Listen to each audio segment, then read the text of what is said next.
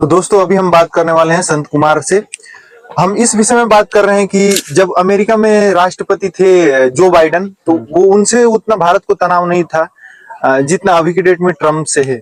कि इस विषय में क्या बोलना चाहेंगे, क्योंकि जो ट्रम्प हैं वो अन्य प्रकार के टैरिफ लगा रहे हैं। अभी अभी आपको पता होगा कि जो वहां से हम लोग पैसे कमाते हैं, वहां से जो भारत में भेजते हैं उस पे 5% का टैरिफ लगा रहे हैं।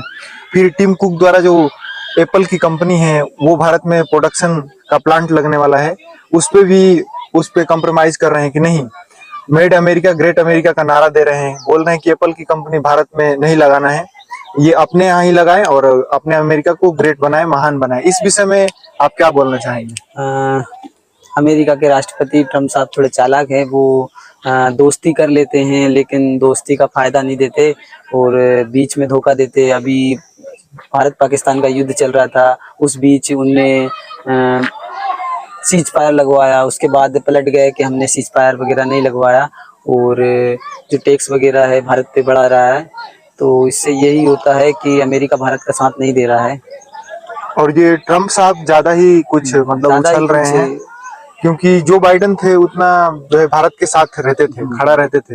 लेकिन ये जब से बने हुए हैं ये दावा करते हैं कि मोदी जी के हम सबसे बेस्ट फ्रेंड हैं, लेकिन दोस्ती के नाम पे पीछे से वो छुरा घोंपने वाला कार्य कर रहे हैं। तो ये बहुत निंदनीय है।